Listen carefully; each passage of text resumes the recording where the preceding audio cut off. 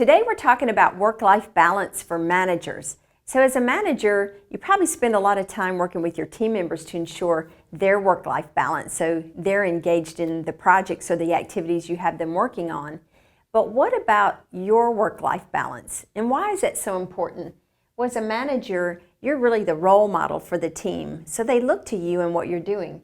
So if you set the tone of a work life that's out of balance and you're burned out, then chances are if they're following your lead, then they could end up burned out too. So then you have everyone burned out.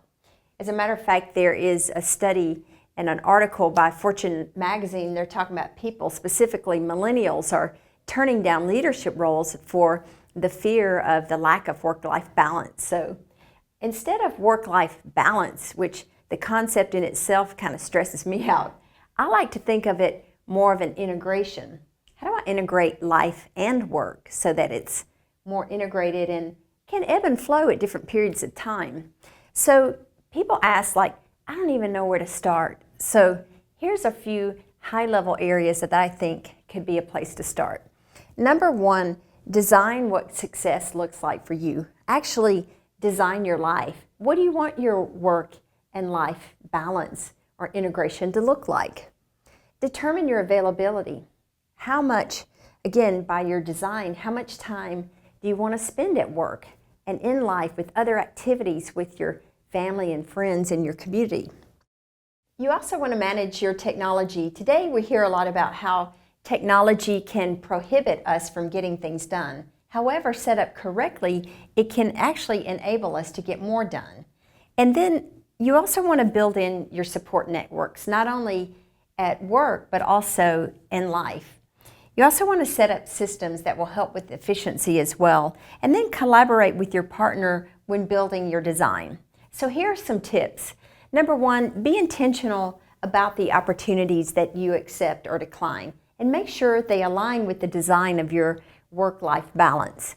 Also set meetings that are at good times for you, and protect your time. It's one thing that you can't get back. You also want to prioritize your activities that you work on. Really determine, is that something I've got to do today? Is that something I can get done tomorrow or even later? You may even decide you may not have to do it at all. And then schedule your days, your weeks, and your months on your calendar, because what we found is if you schedule your activities, you're more apt to get them done. So you want to be able to account for your life activities. Then stop micromanaging so much at work. As managers, we feel like we have to sometimes micromanage the work that our team members do. But in truth, if you focus on getting your own work done, then you can get out of there and have more time to spend on your life activities. Then also schedule time for family and travel and any other life activities. Again, back to the point, if you schedule them in, you're more apt to get them done. And then delegate work that doesn't necessarily have to be done by you. As a manager with your team members, there are some things that can be done that aren't really reliant on your skill set or you specifically to have to do them. And then sometimes as managers, you have the tendency to jump in when there are gaps in the organization, but hire people instead. So as you can see, when you're looking at the work-life balance, a lot of it is looking at activities and time and scheduling. This is where for sure a software tool could help. And if you need help with your work-life balance, then sign up for our software now at projectmanager.com.